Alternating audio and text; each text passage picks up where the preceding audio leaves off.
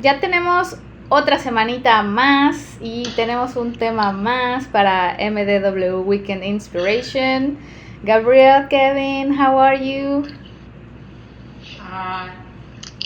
Hello. Good. Fine. Gabriel, come on, you have to say woo. No, actually, I'm very excited for this talk. Yes. Good. Ok, bueno, pues esta semana escogimos en particular más bien hablar de un director que pues bueno, realmente nos inspira mucho con la manera en la que realiza todas sus obras, todas sus películas. Es un director muy complejo, es un director que marca una etapa muy importante en la historia del cine. Por pues toda la técnica, la tecnología, todo lo que pues desarrolló en sus momentos y que también pues le dejó herencia a la siguiente generación de cineastas, ¿no?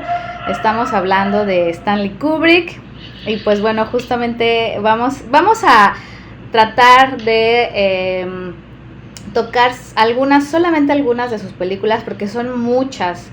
Y todas ellas, pues también, como lo dije anteriormente, son extensas, tienen muchos elementos. Podríamos hablar horas y horas de solamente una, ¿no? Pero bueno, en este caso, pues como el formato de nuestros MDW Weekend Inspiration son pues cortos, también para que la gente los disfrute y todo, pues bueno, vamos a tratar de hacer un resumen de estas películas, ¿no? So we were saying about Kubrick, and well, Kubrick nació en Bronx, él es de Estados Unidos y pues bueno, digamos que su juventud se dedicó a la fotografía, ¿no? Hizo mucha fotografía, y bueno, pues justamente esta parte de la fotografía fija es lo que le da también una introducción pues a aprender a contar historias con pues también la iluminación solamente con imagen fija, entonces que después lleva a pues hacer cosas de cine, de documentales y bueno, empieza pues a desarrollarse allá, ¿no? So Kevin, you were starting before we like yes. All I was going to say, Stanley Kubrick is one of those movie directors like Otto Preminger or John Ford or Alfred Hitchcock, that you think of as like a movie director, like or Martin Scorsese, or Francis Ford Coppola, like that stratosphere of level of director. When you watch Kubrick's movies, you don't get like different variations on a theme of like John Carpenter doing like horror movies like Halloween and Escape from New York, and Kubrick's movies each one is like a world, like a separate world that you go into. You know, it's just like that kind of. Even John Ford is like, it's the Cavalry, it's John Wayne. They're very different. They're, but it's like kind of in the same theme. Kubrick was just like, each one was a different world. That's why I love it. Es correcto. And probably that's because he liked to bring books to films. Exactly. No? Yeah. Probably it's because of that. Yeah. Yeah, I think totally is because of that, and also not only one book, like for example for Odyssey, he was like he expressed that he took a lot of different ideas or stories or short stories, different books and ideas, and that's why like with all these bunch of ideas and things, he just did this great movie, no? So that's why it's also like when you see a movie, you know it's Kubrick because it has his even though it's different ideas, it's his own creation, no? Right. For me. So Bueno, estábamos platicando justamente que pues decía Kevin muy acertadamente que que Kubrick está como que en una estratosfera de muy alta, ¿no? Muy grande, en un nivel de otros cineastas, de otros directores, perdón, de otros directores de cine. Y y bueno, pues que justamente ver a Kubrick es algo muy... cada película tiene su propio ambiente, su propio estilo, cada una es diferente, ¿no? Podemos pasar desde 1800, la guerra, el espacio, ¿no? Como la naranja mecánica, que la naranja mecánica tampoco tiene nada que ver con todas las otras. Y pues bueno, justamente decía Gabriel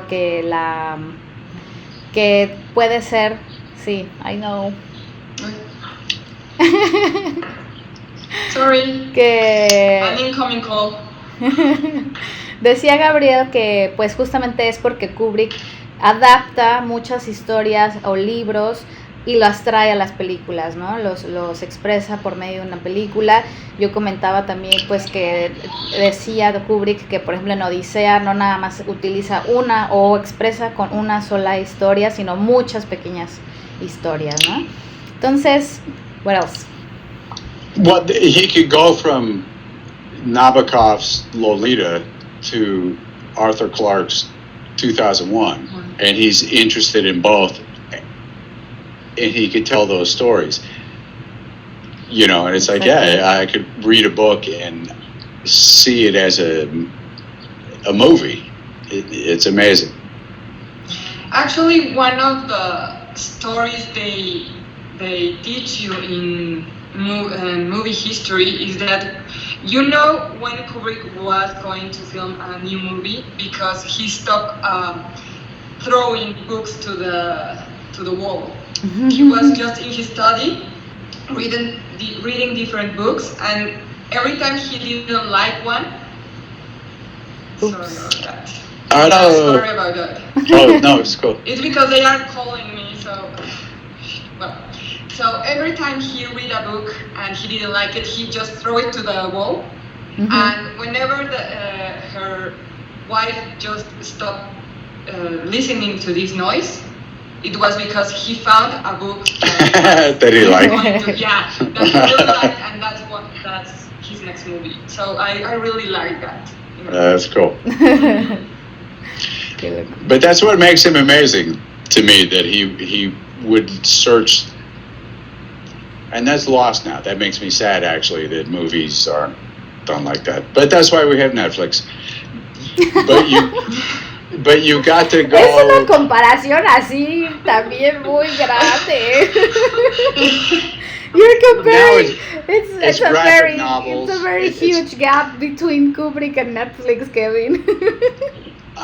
That's all we have. We have graphic novels. We have comic books that are turned into entertainment. It used to be actual novels, but that's what's great about him, that he did do. I mean, not to say the same thing again, but I'm going to say the same thing again. Every movie he did was like its own world.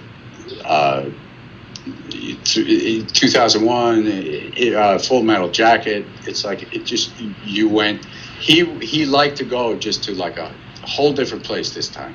Yes. Like he was just interested in, I'm telling a whole new story now. It has nothing to do with my other stories. It's not like a sequel to something. It's not like a through story from something else. It's not even like Alfred Hitchcock. I'm going to put myself in as a little cameo. He just was pure with his storytelling. Yes. Yeah. Fascinating guy. Something that I would like to point is that every set or production or like organizing every movie was huge work. Like everything, and you can also see it with each movie, like you said, no? It's like because they all are different and all are very like different from one and another. It's also for me it's amazing that he had this ability to like stop thinking about that topic or that story and then starting a new one and then starting like from scratch. Correct. No. Exactly. Yeah. He, if we go back to the novels, he did it with Lolita. He did it with 2001. He did it with The Shining. He interpreted his, I like this story, this is cool, but this is my movie. Yeah. Is different than the novel. And I know Stephen King didn't like The Shining, he hated it. Although the movie is awesome. Totally. But Kubrick, it's just, I'm not reading a book to you. I'm going to make a movie of this story. Exactly. You know?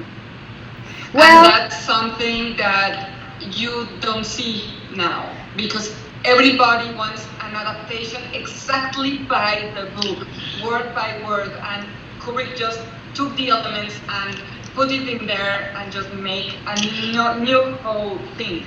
Almost like Coppola did with The Godfather. He took the best stuff and then he made The Godfather. It's better than the book. I'm sorry if anybody hates that, but it's better than the book.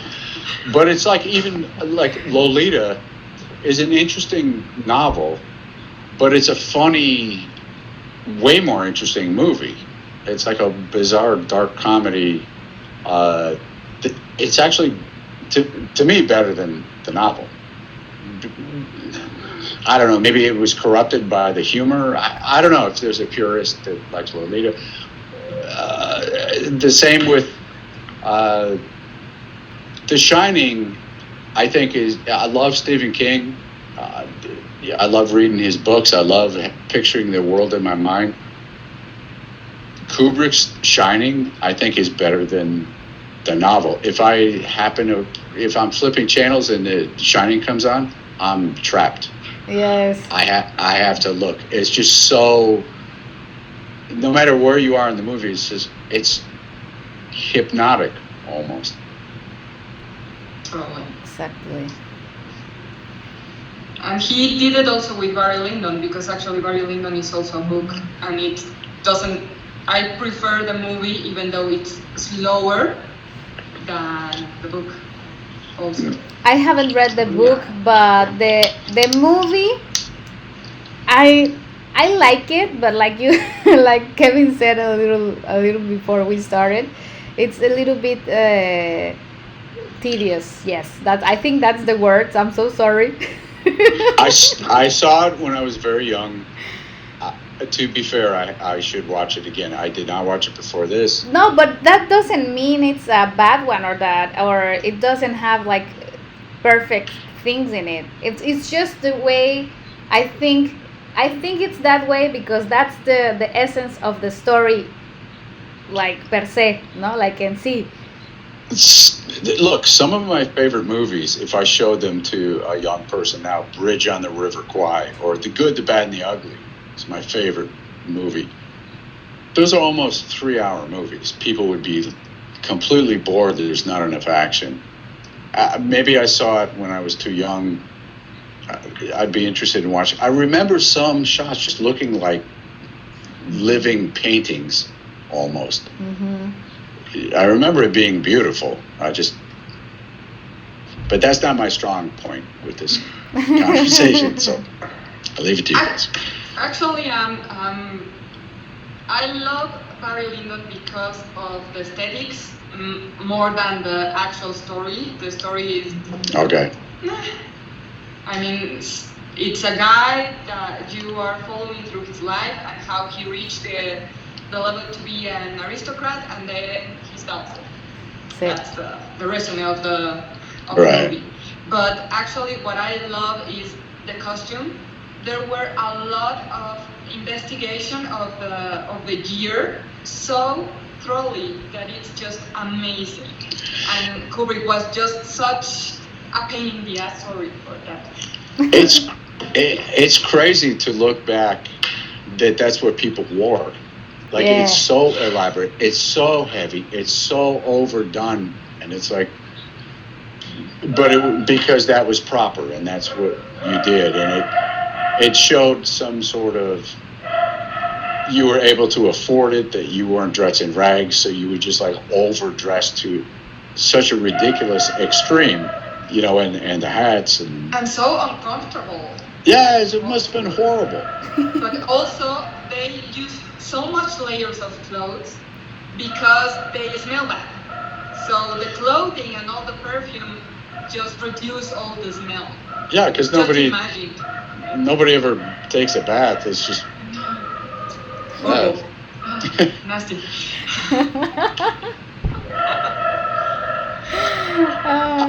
I had a girlfriend once, and we talked about going back to cowboy times.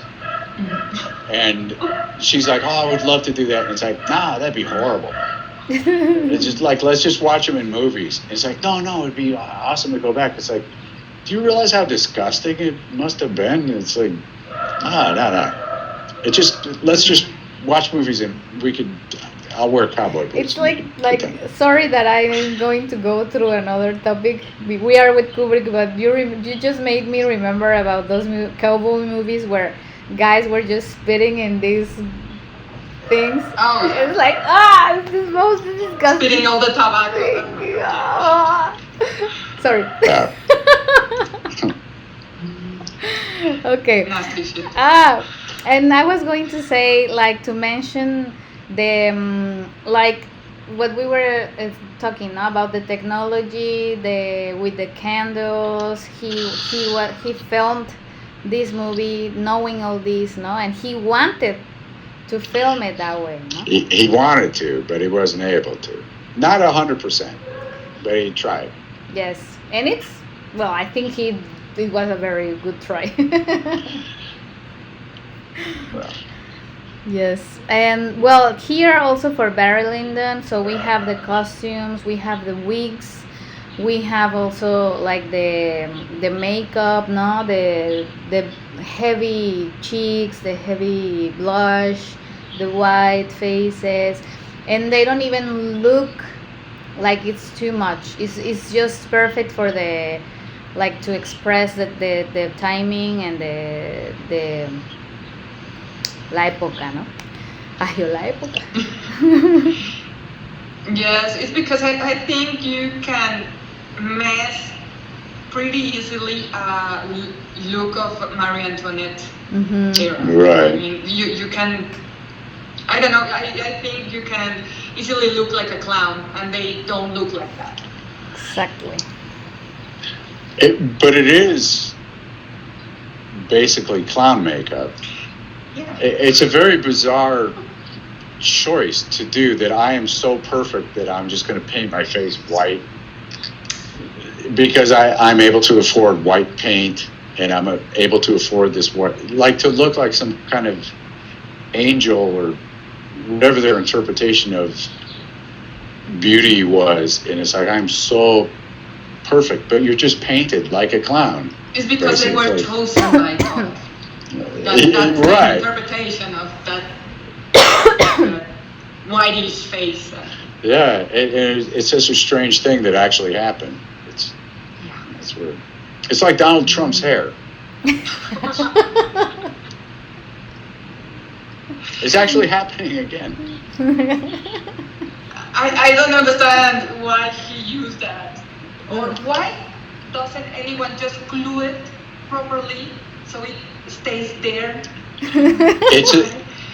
It's a very delicate architectural structure that needs a couple of hours of work to keep it in place.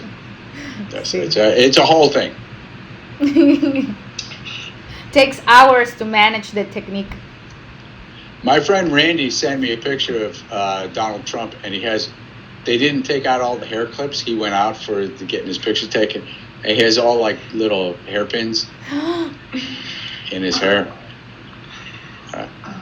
He's more a chick than a chick. Anyways, back to Kubrick. Yes. Okay, so we have Barry Lyndon. I also have some. Well, most of the pictures we have here for our video is for 2001 Odyssey. Well, yeah, naturally. Yes. So you want to talk It's about obvious. that, or you want before that just to mention some of the other movies, like for example, Spartacus. Spartacus. Spartaco. Spartacus. Spartaco. I am Spartacus.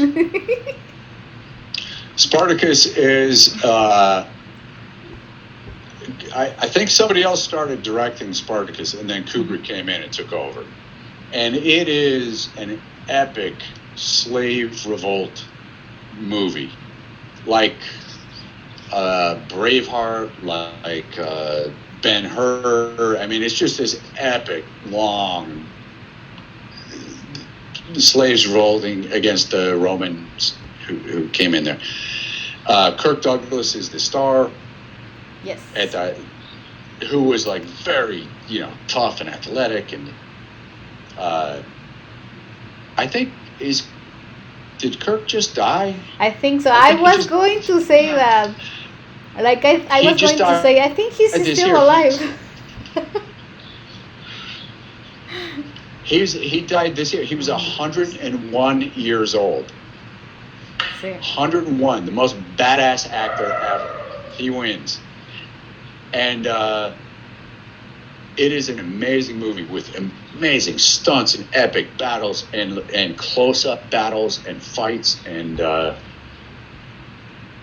you see in that one, like Kubrick, well, you've seen before in a couple things, but just like his style and how the camera moves and how it moves around people, and then from intimate moments to bigger moments without being like really jarring. It's like kind of a fluid transition. I don't know. I love Spartacus.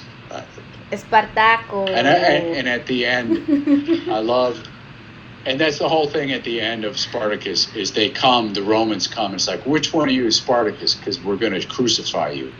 And they're all standing there, and each slave that escaped, they each go, I'm Spartacus. And it's like, I'm Spartacus. So it's like kill all of us then. Because it's like we're all Spartacus. Yeah, it's so all easy. It's like kill us all then. That's great, Now I will have to put an image there. Well, you have I sent you an image of all the guys with Spartacus. Yes, but I already used it, and we were seeing you, so I'm just gonna have to put something in there like nothing happened here.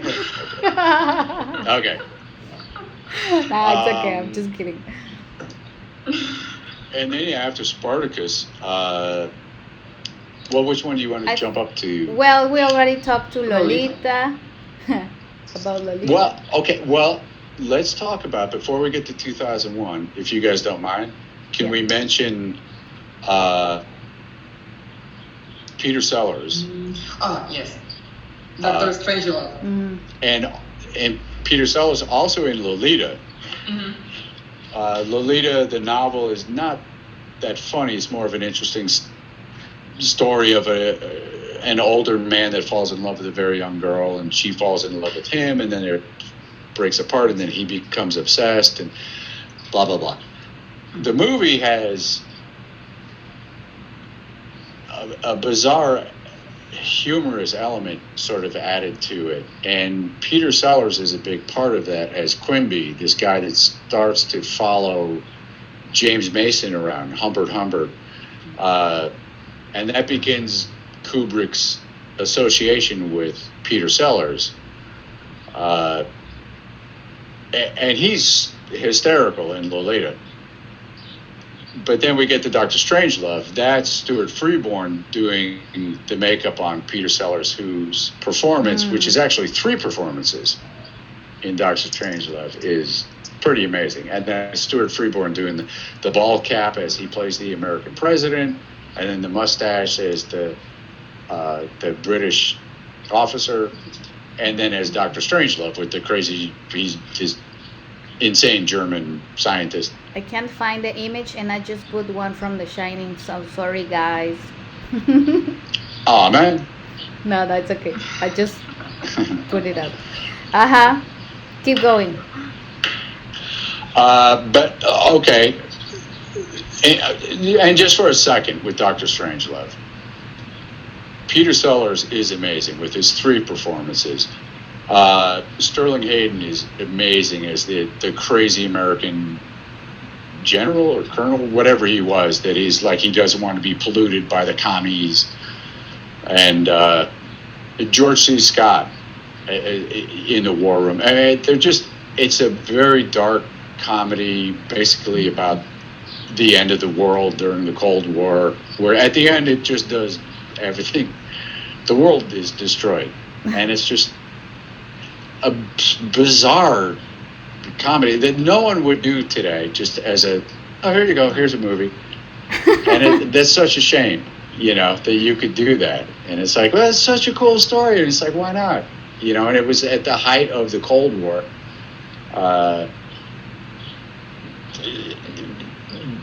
The direction is amazing. The sets are amazing. The War Room at the Pentagon. Peter Sellers talking to the Russian premier, trying to calm him down when the Russian premier is kind of drunk, and it's like, I do like you, Dmitri. I do. It's like almost talking to your drunk girlfriend or like a little kid. It's like, I called you first. Like he's trying to de-escalate things. It's really funny, but it's set against actually a very scary backdrop. And I remember that as a little kid. We had to duck and cover in school. Like that would save us.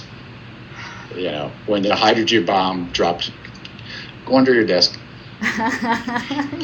But Sellers is so amazing, and Sterling Hayden is, and George C. Scott, who hates the comedies, and he's like, ah. But okay, Stuart Freeborn then was the makeup artist on everybody that Yes. Kubrick liked. Then we move up to, we'll jump around, but to 2001, The Space Odyssey. Yeah. Where Stuart Freeborn really gets to kind of flex his muscles in a big way. Yes. It's amazing work. I love it. I have the picture now. You can it's a picture where you can see him doing the makeup and different, like 6 different pictures in one. And there's also one that Kevin sent where he is sculpting the one of the apes. Right. Yes. Esperen, déjenle encuentro. Aquí está. Yeah, I have it here. That's the one, no? He's sculpting, and he's well, we have also like some other pictures where they are holding the helmet, and so let's talk about a little bit of these, how all these apes and creatures were created. Oh, me? Sí. I don't want to talk too much. I want to let Gabrielle talk too. But right now, originally for the Dawn of Man sequence, they came up with more of a almost Neanderthal type of makeup. I sent you one picture, Ellie, that shows a man in a pressure suit Sí. and a guy in the makeup. Uh-huh. Yeah, that. Almost like more like Aboriginal sort of approach to it. And I think they might have ended up, for one, you have an issue with everyone is going to be naked on set. And for two, I don't think it goes back in the human timeline far enough. So if you did the Neanderthal approach, then aliens, and the whole story is aliens came to Earth to alter human civilization and to help us and to make us progress and become better. Yes. If you go back to like Neanderthal times, that's maybe 100,000 years ago, whatever, a couple 100,000 years ago. They changed it for the movie, and maybe so everyone could not be naked, but they're apes. So they're Australopithecus, as maybe 3 million years ago. Makes more sense. So you get us way earlier. It makes it a lot more interesting, a little more sense story-wise, but it makes it just visually just absolutely stunning. That the ape makeups and the suits. And also, I'm sorry, Kevin, that we haven't talked about this point, but it makes it visually and also with the music. Not always the music with Kubrick. Yeah.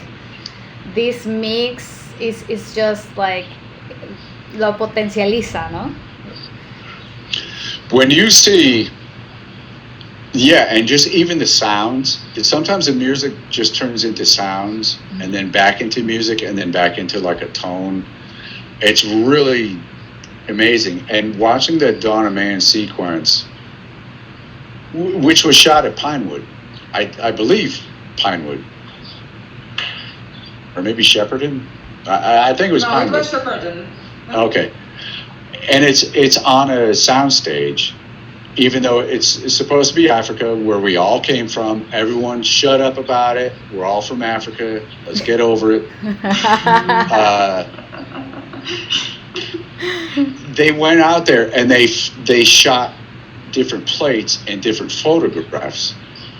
And what they did was at Pinewood, on a giant soundstage, they built all the rocks and the water, and they put up a front projection screen, which is, in the old movies they would use rear projection, and they would put an opaque screen, like if you're driving in your car, you're Humphrey Bogart, and you see like traffic behind you. You're sitting in a fake car, and there's a kind of an opaque screen, and there was a projector behind, and it would project an image up, and the image was softened a little bit because you're looking through the fabric, the membrane of that. Front projection is like a stop sign. When your car headlights hit a stop sign, and that Scotch light reflection comes back very bright, that's what that screen was. So all those guys in the ape suits and that set is in front of basically a big white screen. In front of them, okay, now you're the screen, the backstop. I'm the movie camera. There's a 50% mirror at a 45-degree angle. It's clear on this side, it's mirror on this side. There is a light source, a projector. It goes through here, it bounces the image up, and you can see it reflects back, but it only reflects back straight, and it goes straight through that angled mirror into the camera lens. So if you're on set, you can only see the whole background if you get like really close to where the camera lens is. Otherwise it just goes white. And you look at it, and that was the purest, cleanest image they could get at that point. Now everything is done with green. For a long time blue, but now it's green, and it's amazing now. It's so super clean. You could move the camera and do everything. But back then, that's what it was. And that's why there's also that one shot of the cat, the big cat that ate the taper, and he looks around and you see his eyes glow. Probably because he's catching the projected image. Yeah. Yeah. I sent you that one too. Yeah. I am going to put it. Yeah. But it is the decision, probably from Kubrick, to, instead of 100,000 years ago, to make it 3 million years ago, and let's do the apes.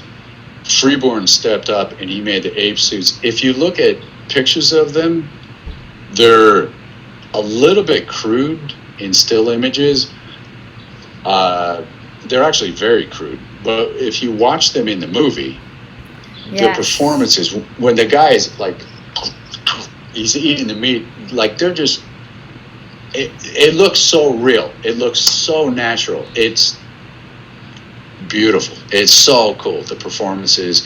And even when they're walking, when they start to fight, and they yell at each other, and it's just a simple mechanism. Freeborn did Chewbacca and Yoda, but it's the same mechanism that Chewbacca had. That if you, like the Bigfoot head I brought you, Ellie. Yeah. When you push your jaw down, you open the jaw of the mask, but then there's also cables that connect that can pull the lips back, and that's all it was. But the way they're doing it, really, that's all you need.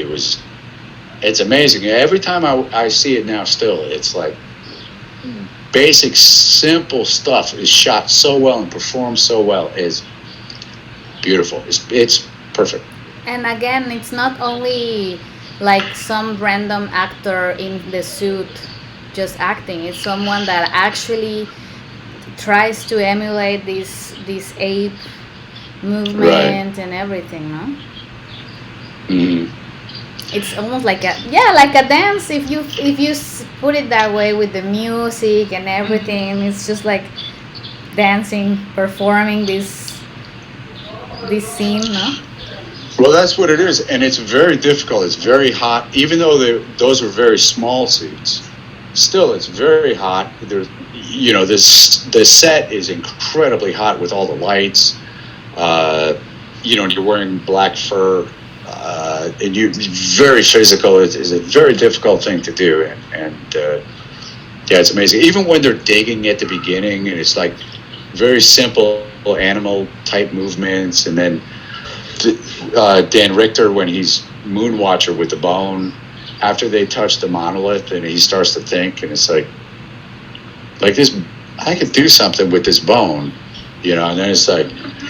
And unfortunately, that leads us down the road to humans. But it's like I could bash you in the head with this, It's so cool. Yeah. In the novel, we could talk about the plot a little bit later. But in the novel, the monolith was almost like a TV screen. And it hypnotized them that they were looking at it, and it actually literally showed them like what to do. And one of them had a stroke, like it was too much to comprehend, and he just stroked out and died. In the movie, it's so mysterious that it's just implied that it had taught them something, which took me years to figure out until it's because of the sound. You make that association because of the sound. Through the sound, you when they're touching, that thing is talking to them. Right. And it's so awesome too when they start touching, and they pull their hands back, and then they start like worshiping the thing, and it's like you can almost feel the texture of the monolith through the apes. That's amazing. I love that movie. When I was a kid, I was 10 when it came out, and I didn't get it until I went to high school, and I read Arthur Clarke's a novelization of it, and it's like, oh, okay. But it was crazy. It's just like, I don't know what it means, but I love it. And now it's so simple. It's because it's very visual, so for a kid, it should be amazing to just watch all these images put together, even though you don't know what they mean. Right. It's just so visually appealing. Yeah. Yes. Well, and when you learn the plot, and it's just aliens came and affected the course of human civilization. But even when he throws the bone in the air, like he beats the other tribe, I've won this water hole, and it's like this one little step towards becoming humans and conquering other tribes. And he's so joyous, he throws the bone in the air, and it turns into the satellite that's orbiting the Earth. And it's like, okay, that's the first jump, to and us. that's the most memorable a elliptic jump in all the history of cinema. I think so. It's amazing. It's No, so. it is. Actually, it is. It's genius. That's to go from that to that. Mhm. Yeah, it's amazing. And it's the longer one. So you go through the Age of the Apes to the space. It's just so. Well, we have to get up to now. It's like, okay, we all know all that other stuff happened, but it's like you're still thinking, it's like, what was that thing? And okay, now, and then they go to the moon, they find another one, and then they have to go to Jupiter. To Jupiter, and to find the ultimate one, because it sends a signal on, and we humans, you just have to keep following until eventually it turns Bowman. He goes into it, and it evolves him into the ultimate evolution of man, to this star baby, like this new reborn creature of the universe, of the galaxy at least. I remember in the novel, he floats to Earth, and they fire a nuke at him, and he just goes like he kind of brushes it away like nothing. Like people on Earth, it's like the giant baby. It's more metaphoric in the movie. It's got to be more visual. But yeah, for years as a kid, I didn't get it. Elaine never got it. I tried to explain it to her over and over. Really? It's kind of like how Bowman sees himself being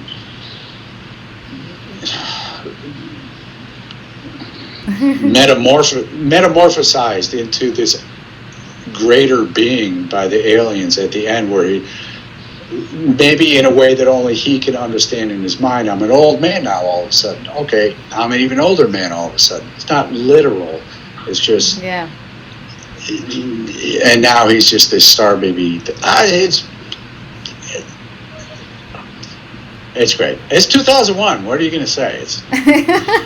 It's a masterpiece. Sí. I want to put the picture where with the texture of the old age, because I just love that. I don't know, for me, I mean, I love the whole movie, but this in particular, this effect or this texture, when you see it, it's like, I don't know, I just like it. Let me just find it. One thing too. I'm sorry. Go ahead, Gabrielle. Well, what I love of that makeup that Ellie is talking about is because we see 3 stages of it. So a very simple makeup with probably just stretch and stipple, a more heavier one, and then you have the ultimate makeup where he's in the bed. Yeah, and he's just wanting to touch the mullet. And it's just amazing. He just reaches up a little bit. Ahí está. Esa es la textura de viejito. Yeah, probably it's just not just, it's stipple, but it's I don't know. It's just it's well done. It's nice. Yes. And then no, go ahead. And also because you need to go a little bit heavier because you have the helmet, so it needs to read through the glass. Sí. Also, and all the light that is reflecting. The reflections, yeah. So it's a little bit heavier, but it's cool. Which is awesome too. The whole trip sequence at the end with the where he's going into the monolith, and you're just seeing what he's seeing, and it's transforming him. Yeah. And I assume all those pieces were well, the first one, I think is a stipple makeup. The other ones, I guess, were foam because the ape faces were made out of foam. So I assume his prosthetics were foam as well. We are maybe not like as beautiful as Dick's, little big man makeup Obviously. Or something like that, but still, but nice. But it's a very nice good job. No, está excelente. Super And nice. also taking a little bit of what you said about all this trip with all the lights and colors, they actually use a kind of fish tank full of water, and then they just drop painting on it. And they film it from above. And you can see all this water and all these foams coming in together. And it's a very simple yet amazing thing to do, and how to show you the hyperspace and all this transforming kind of being that it's the monolith. If you watch Close Encounters of the Third Kind, there's a lot of cloud tank effects that it looks like a luminous cloud is appearing in the sky, and it's just a tube in a water tank with paint coming out the front, and it looks like a cloud is moving. Yeah. Well, it's the same. Actually, it's the same special effects guy, Douglas Trumbull. Yeah. Which again, an amazing thing in 2001 was the vehicles, the spaceships.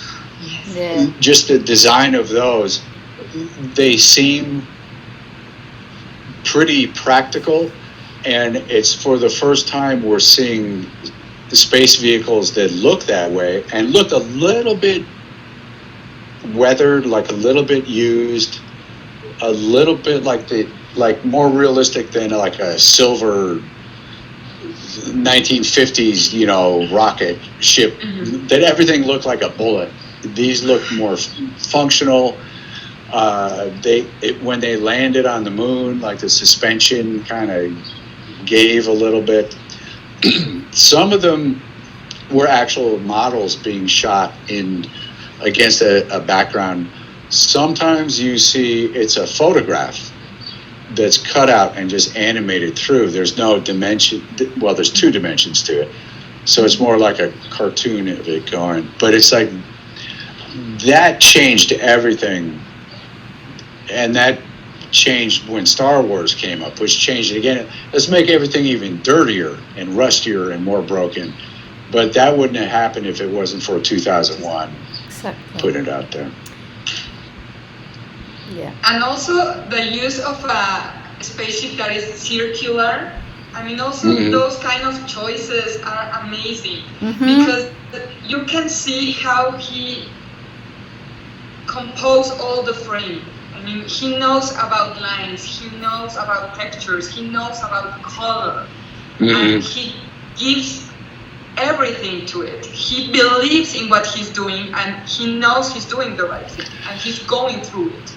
The use for both of you guys, the music and that the Blue Danube, as the shuttle goes into the space station, and they have to synchronize the rotation. It's like, it's fascinating, and it's like, yeah, you would have to do that, and just to put Blue Danube behind it, it's like, what a beautiful dance we're doing here. It's like, again, it's 2001. What are you going to do? It's visual poetry at Zima. Yeah. Nice. Yeah, I'm just gonna say that this movie changed, as a resume, changed the whole point of, the movies that were filmed before, and the space movies and for monsters maybe, and this movie with Kubrick just came to say something different about the space, about the outside, no? Well, because he had access, I mean, it's 1966, 67 when they're preparing, NASA is happening. So it's not like in the 50s and they're making science fiction movies and everything looks like a V2 rocket, and it's like, oh, I hope it's silver. That would be cool looking. Now we kind of know what spaceships look like, and he was able to do that. And if something in zero gravity doesn't have to be pointy, it could just be a big round thing. It's in space and it's going to the moon. Okay, there's no atmosphere. It's like, yeah, why not? And you get these beautiful designs. Exactly. And even the EVA pod with the mechanical arms on the front, it's my favorite. I love that. And then it's so cute. It's turned into a murder tool to kill Pool. Yeah. And then it looks evil. All of a sudden the arms come out and like, I'm going to get you. It's great. Yeah, that's the thing, no? He could say or speak with even those kind of moves or even those kind of shots. It's like everything tells you something in every movement or element of the story, no? Well, even it's become a cliche now, like the HAL 2000, or no, 9000. The HAL 9000 voice, it's like open the pod bay door, Hal. And he's just, I can't do that, Dave. It's like he's super calm. And before he was helpful, and then you start to doubt him, and now he's just like, I'm going to kill you, but he's no evil intent. It's just like, no, I'm not going to do that. It's just such a flat voice to it. It's great.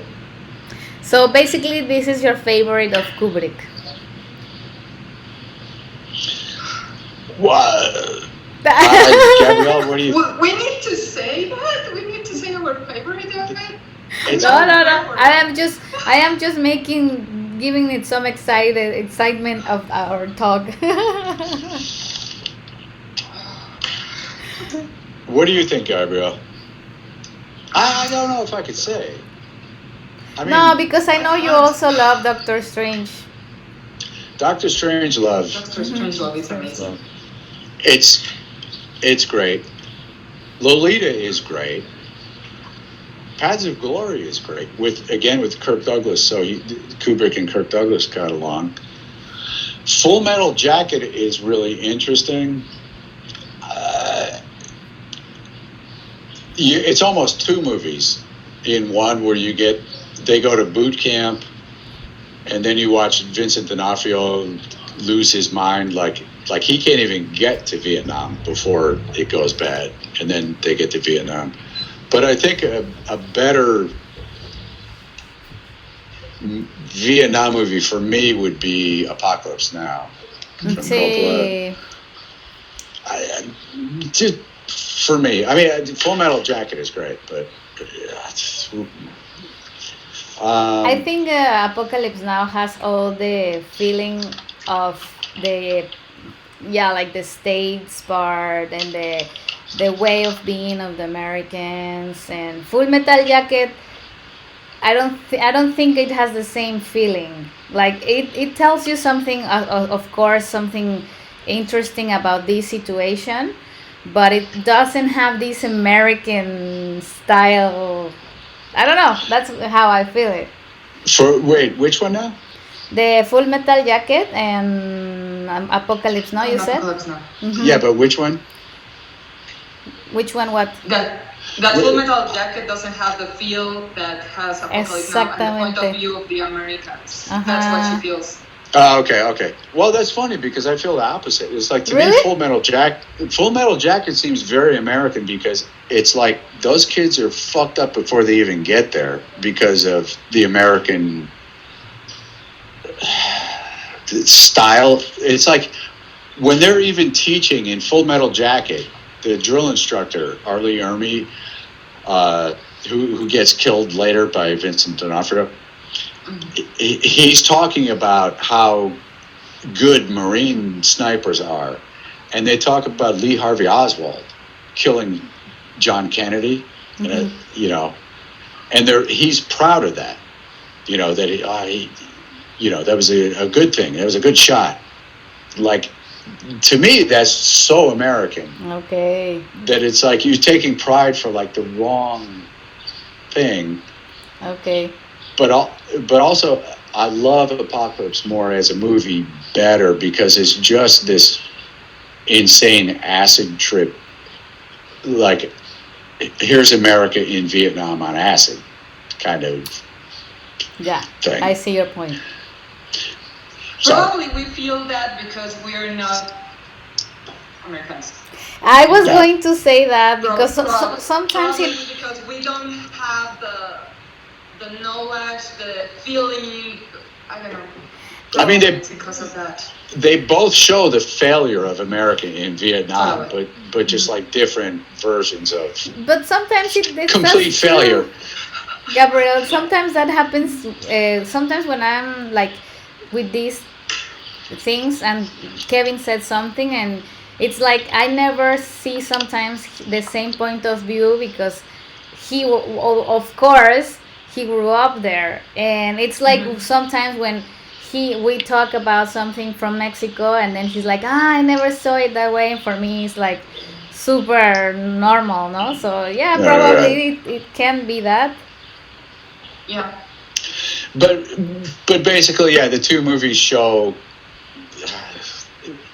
Almost every movie about Vietnam shows how America failed, except for maybe the Green Berets with John Wayne, which was shot during the Vietnam War. It's like, we're doing good.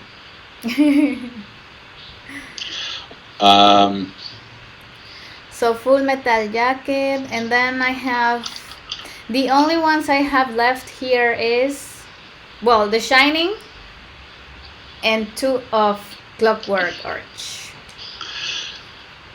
So let's talk about The Shining. The Shining, yeah. Déjenme, voy a llevar este. Well, like we said before, it's Kubrick's interpretation of a novel, which I guess Stephen King hated, because it's not a literal translation of the novel. He actually said that about that, no? But you can't. He said that he hated it, and it wasn't his book, and just a movie. Yeah, but books are so different than movies. You could read in a book, you can imagine the craziest things, and it's like, that'd be cool. But if you see it in a movie, it's like, that looks stupid. Sometimes there's no good way to translate that. Yeah. And with even in The Shining, with the topiary bushes that come to life at the end of the novel, Kubrick just got rid of that, and it just made the maze. Because let's remember that we are also talking about the same guy that has most of the time, I'm not going to say all the time, the worst endings to his books. Sorry for all the fans that love Stephen King, but that's true. He has the worst endings, always. I don't remember specifically the ending of the novel. I mean, I've read The Shining maybe 3 times, but I don't really remember the ending. But the ending of the movie... Because it's not a good ending. Because of that. But the ending of the movie is great, ending with the picture of all the people in 1920 whatever, and Jack is just there in the front, like he's become now one of the ghosts of the Overlook Hotel. To me, The Shining is one of those movies. If it comes on, if I see The Magnificent Seven or The Good, the Bad, and the Ugly, like I get caught, and the phone could ring. It's like, hey, come, we're having a party. It's like, no. I just hang up. The Shining is one of those where it's like I just get caught up in looking at it. It's like it's just so fascinating to me, and it's the way it's shot, the way it's directed, the way it's acted is just incredible to me, and it is just endlessly fascinating. Did you guys look at the behind the scenes? Yes. It is so telling, like how Shelley Duvall acted. My hair's falling out, and she has to lay on the floor, and they have to put a blanket over her. And Kubrick is just like constantly rewriting, and Nicholson is like, "Hey, how's it going?" You know, he's just a movie star. You know, and it's like, "Hey, everybody." It's like all three are so different, but they're all working on the same fucking movie. It's just like, how can this come together? It's fascinating. Because the director did a great job. It's just like that's the thing also with Kubrick, no? He had the idea totally in his head.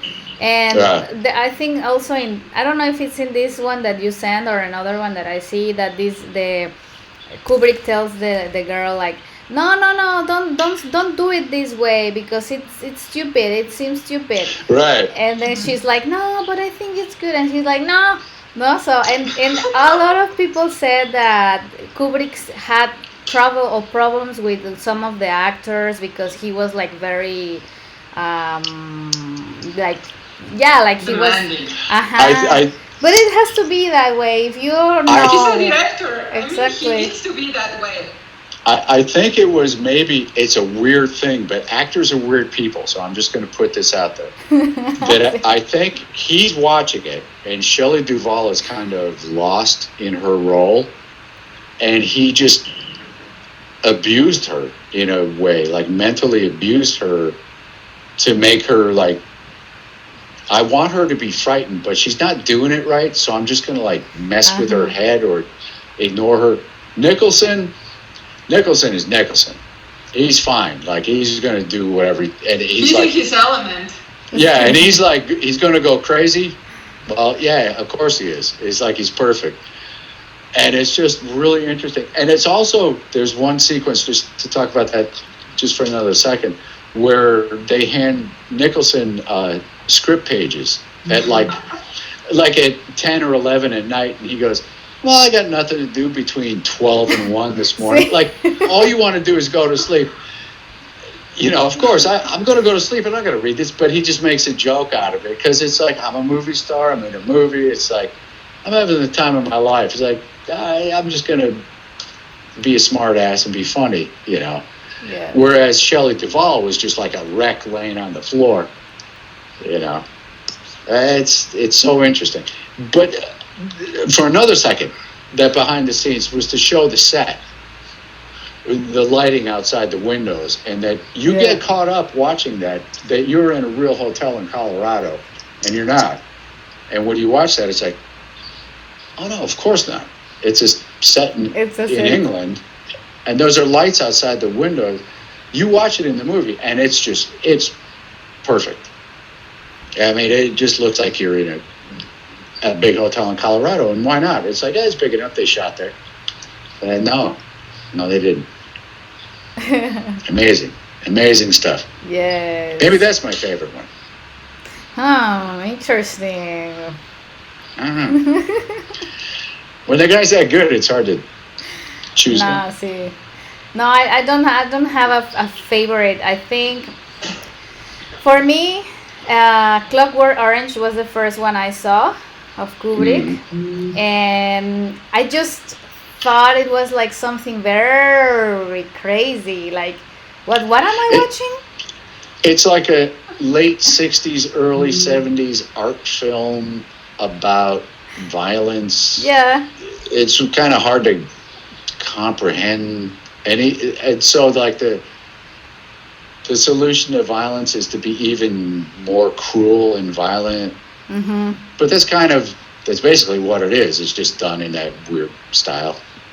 Yeah, that I saw it and I was like, okay, this is interesting. And then I think the second one, it was 2001. And then that there was when I understood everything about Kubrick, no? Like why he's like this huge name, or talking about Kubrick, it's like something like you said, no, before, beyond, and very like amazing, no? Because of I saw it and I was like, okay, I understood like all the way of being of some of the movies from right now, because it's a heritage. So when you see this movie, you understand where everything started and who thought about it, no? Because even there are not the same topic or idea, or maybe it's just like something science fiction, whatever. But for me, it's like everything started there. Right. And that's the thing, and I don't know if it's a cliche, maybe it's been said 1,000 times, but like I said before, to me, every Kubrick film was, you are going into a world now, not a variation on a world. It's like a whole new world, even up to Eyes Wide Shut, which to me is. Then I think I saw that one, and it was like, again, like, what am I watching? Yeah, I mean, I saw it again just recently. The first time I saw it was like, what the fuck? What is it? Has he lost his mind? And I saw it again recently, and it's like, I have to see maybe a third time, and I'll appreciate it. It was almost more like moments where, like, again, we're not film critics. We're just Yeah. film fans talking. So I'm sure everybody else has it all figured out. I don't. It looked a little more interesting, but I don't know. Maybe one more pass. But I just don't get the whole Tom Cruise going to a sex party. It's like I'm out. Maybe that was the thing. It's like, I don't know. and also one of the other things that I think it's important, or I don't know, it's like every topic or idea or theme that Kubrick, well, not everyone, not all of them, but at least the Ojos Bien Abiertos with Tom Cruise y A Space Odyssey brought brought him like gossip all around these topics, no? Like, so like for example, that the men never got to the moon, and that Kubrick was the one doing there's it, even that. Yeah. no? And or even with Ojos Bien Abiertos, it's like they killed him or they kidnapped him, and it's like so like specific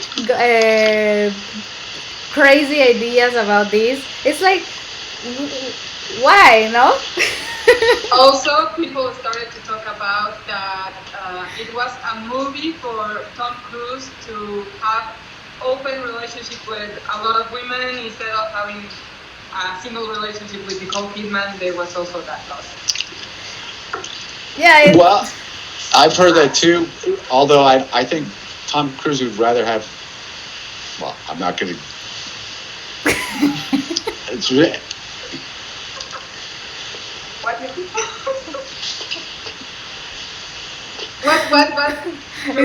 He was like, Just say it. Just say it. an open relationship with other people, maybe other than women. Which there's nothing wrong with. I have no problem with that. I just don't want Scientologists coming down on an MDW. That's all. Yeah, There's nothing wrong with that's what I mean, no? Son como temas. It's like, why all these chismes and gossips and about It's because this, no? people love conspiracy theories, and enough time has gone by, and it's like the moon landing was fake, and Stanley Kubrick did this amazing movie, and it's like Stanley Kubrick faked the moon landing, and now it's just become a thing, and it's like Stanley Kubrick was busy making movies. It's like it wasn't faking the moon, and there's like hundreds of thousands of people involved in the moon landing. They're all like, nobody talked. We went to the moon. Just get over it. You know. Si lo quieres hacer enojar, dile que los gringos no llegaron a la luna. If you wanna make Kevin mad, don't say. They made. That's Look, that's people what I made understand of this talk. people. I know, now we're way off. People made the pyramids in Egypt. People made all the Mayan pyramids. People make amazing things. All the freeways across the country, and the airplanes, and the cars, and the power washers, and the computers that we're talking. Not everything is a conspiracy. No, but you need to talk about something, and people love gossip. And the movies And and the also topics of these movies se prestan para eso. Like, how do you say, no? Yeah, actually, and also because of Nicole Kidman and Tom Cruise ending their relationship just after the movie was released, well, people start thinking a lot of things. That's why. Sí. So, yeah. But I like it. It's a very good movie about sexual relationships. Is it That's what worth is. watching? Is it worth watching again? Should I watch it one more time? What which movies you haven't rewatched? Uh, Eyes Wide Shut. Only that one? You didn't Well, Barry Barry Lyndon. Lyndon too. I think you better watch Barry Lyndon. I watched that and Barry Lyndon. Okay. What about the early ones, like what was his early, like Paths of Glory? That's a good one with Kirk Douglas in World War One. Yeah. And they're accused of war crimes and or cowardice. So, okay. Paths of Glory before Eyes Wide Shut, and you can let Barry Lyndon only if you want a lovely postcard in your TV. Postcard. Nice. Cool. Yeah, Well said. It's lovely. It's amazing. But That- the story doesn't. That's what I remember was just and I apologize that we're doing this video and I haven't seen that one.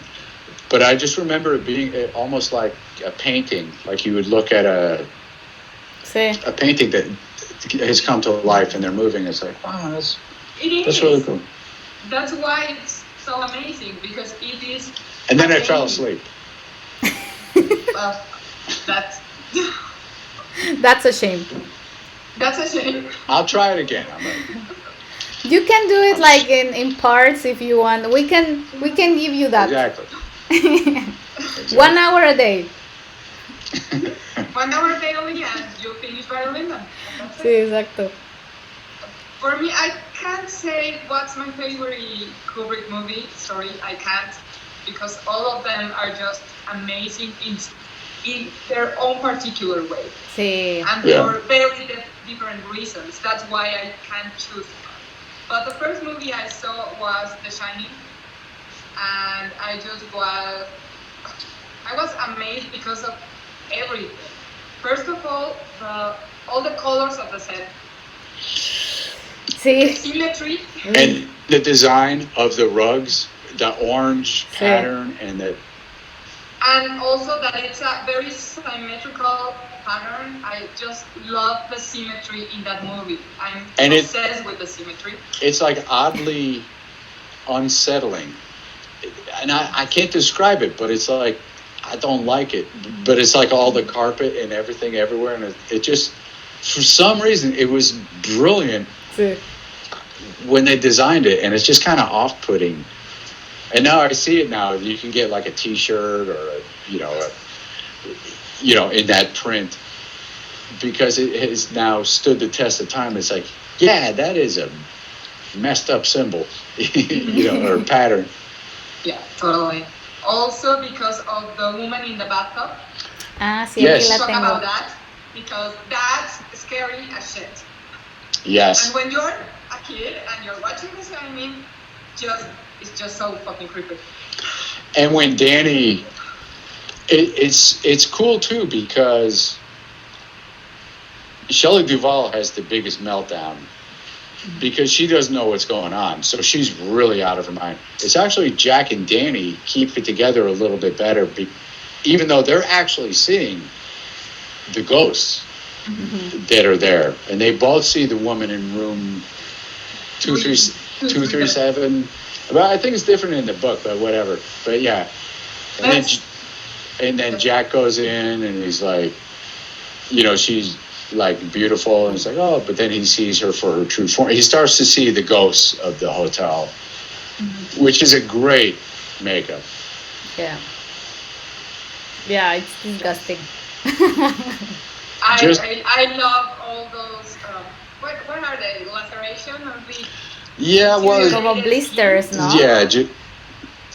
Well, it's just like she's decomposing and falling apart, and all of a sudden you see her face. It's like some things are open, like the flesh is falling apart, but she's like holding him and kissing. It's great. Yeah. And also the weird couple in a room, which is I think it's a dog. I don't know. I thought that's what I was telling you, Ellie. It's when he starts to see all the ghosts from the parties in the past, and I don't know how much we can say here, Ellie. ¿Por qué? Why? Do I have to keep it like super clean? No, it's okay. Do it. I didn't keep it clean. I've been swearing a lot. Okay. There's a guy getting a blowjob from a guy wearing like a bear outfit, and it's just like this weird. And it's like that's not even that. Like if I walked by a hotel room and I saw that, it'd be like, party on. But you know, because it's 2020 and it's like I've seen way crazier. But in the context of that movie, it was just like bizarre things were happening. You know, which okay, maybe that's a little outdated. That was a scary thing. But then you see the guy with the big cut on his head. And you've also dealt with Lloyd, the bartender, who's clearly not there, just an apparition. I know. So you know Jack is either losing his mind or is becoming possessed by being there. So you're just kind of creeped out. And then he's like typing all work and no play makes Jack a dull boy like 19 billion times. He's losing his shit. So kind of like with the pandemic. Yeah. Kind of. Hopefully I'm not going to see those two little girls holding hands out there because I'm all alone in this house. No, Kevin, no. I hope not. Which is a creepy shot. Which again, if you saw two little girls holding hands, it's like it's not necessarily a scary thing at all. No, it's just two little girls. But when you're there, and there's not supposed to be anybody there, and there's those two. Exactly. It's like, get the fuck out. I don't want to see you. And you know, it's like the kid is like totally freaked, and it's like ghosts. You know. Mrs. Torrance. Well, I hope you see the blood just coming through your corridor. That will be an amazing thing to see alone in the house. I will open this door and let them just walk out. No, but I mean, maybe, okay, to answer, The Shining might be my favorite Kubrick. Between The Shining and 2001. Just because they're so amazingly visual. The other ones are funny and cool and visual, and all, but those are like so over the top, like tour de force. Just command of movie making. Between those two might be like, how could anybody pull that off? Yeah. And he did. You know? Kubrick. Because Kubrick.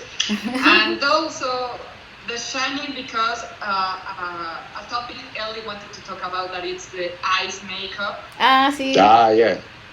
Not only to talk about the beautiful, well done makeup, because it's amazing, but I also want to talk about that was one of the particularities of Kubrick. That character that just gone to hell, live through it or not, and he just lets go. That's just amazing. That's an amazing and cinematography trademark for Kubrick. The character that just gone out of his mind. Yeah. And that scene is just amazing. And that's maybe why I like The Shining in 2001, because Bowman gives up at the end. Like he doesn't give up. He actually dives into it. Like Jack embraces all the evil of the Overlook Hotel, you know, and it's like their transformation at the end of the movie. Mm-hmm. One becomes this most amazing object of evolution, and the other is just gets sucked into the evil and becomes just an evil ghost that is lurking to fuck with someone else, you know. But and it's that transformation. And also you see that transformation also in Clockwork Orange. Yes, in the final exactly. scene, when he recovers all his evilness and he being nasty and corrupt, and he embraced it and That's- enjoyed it. Gabrielle, my take, I haven't seen Clockwork Orange in a while, but my take was at the end, he's getting off on it. At the end was my take. It's like all his therapy, and they just try to pump him full of evil images and violence to cure him of violence. It's almost like he has an orgasm at the end that he's watching it. It has. Yeah. Okay. I'm not crazy. Okay. No, you're not, because he enjoys. Yeah, it's like that he's. much evil, and he's you can't go more human than that. Yeah, and it's almost like, it's like just, at that point, he's like, give me more. It's like, this is better than anything I ever did. It's like, you're just pumping this evil into me. And he's just like, it's just, you know. Yeah. Well, guys, I think we have to stop here. It's been 1 hour and 20. Wow. Yes, but we basically went through just even a little bit of most of them. A little bit of Kubrick. We can go for 20 hours on Kubrick, but better. There's better people than us. We're just fans. Exactly. But I thank you so much. I really enjoyed this because it's well, for me, like I said, I think for me Kubrick was one of the first directors and good movie or good cine that I started watching. I became more like curious of watching good movies, good cine because of Kubrick. And also, when did you figure out 2001? No, I had to watch it. Right away? I had to watch it like maybe 3 or 4 times, and I had to also watch it with my mom because I saw it with my mom, and my mom was like a fan, and I watched them. I watched this movie with her, like, I don't know. I was 10 years old maybe. It's tricky because it turns from literal to metaphorical. Yes.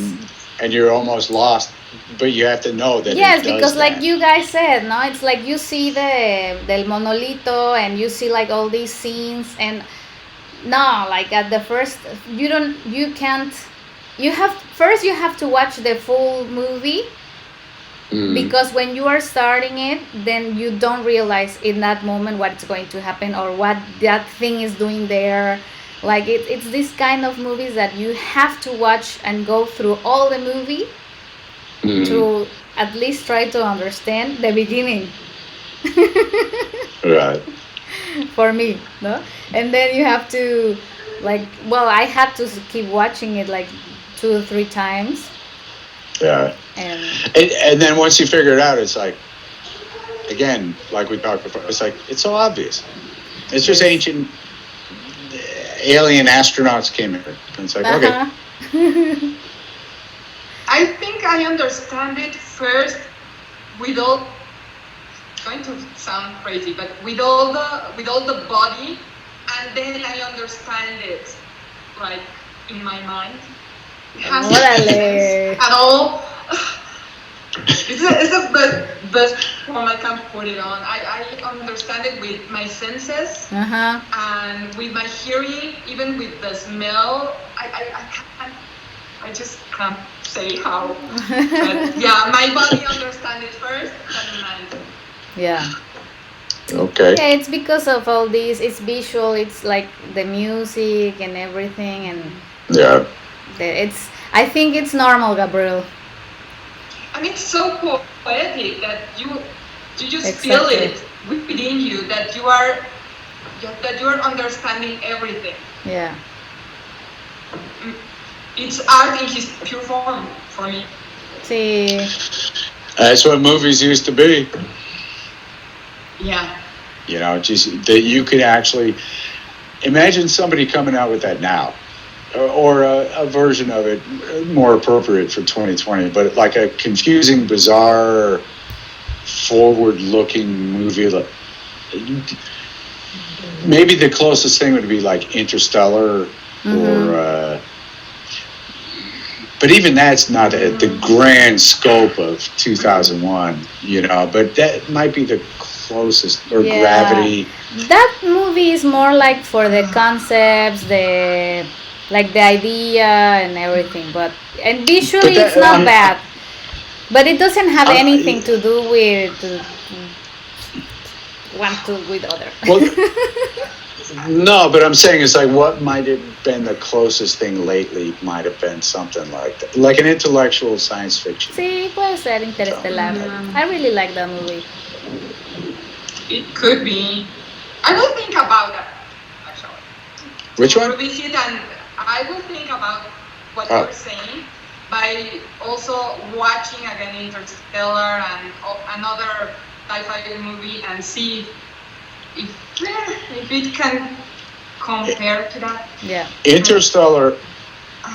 Yeah, I'm not comparing Interstellar to 2001. Interstellar has like some really beautiful visuals to it, and some very interesting things with the robots, the TARS, and in the water where they land on the planet. It's like Bacalar Lagoon, where it's only a couple of feet deep. And then it tries to get into like a crazy metaphysical thing at the end. But you're never going to beat 2001. No, you're never. I don't. You're never going to get there. You can get here. It's like, you can be a good movie, but you can't get here. Exactly. Okay, guys. I'm happy that also we finished this with with the Interstellar or whatever, like this different. But yeah, we need to finish for this week. All right. Well, thank you so much. I miss you guys. I hate to say goodbye. Oh, yeah, I know. Me too. I don't want to say goodbye, but I'm hungry. Aren't you hungry? Yeah, me too. I'm hungry, but now I can still talk about movies. Next time, let's try to maybe each can have something to drink and eat, and then we will be. Let's just do that. We'll just. Yeah. Let's have some drinks and cool movies and a chat. So yeah. Even if we have popcorns, that will make lo puede complementar. Why not? Nice. Sounds like a plan. Perfect. Okay. Well, I send you big hugs and kisses. And you too. See you next week. Okay. Goodbye, guys. Adios. Bye. And there's 2 little girls there. Covered in blood.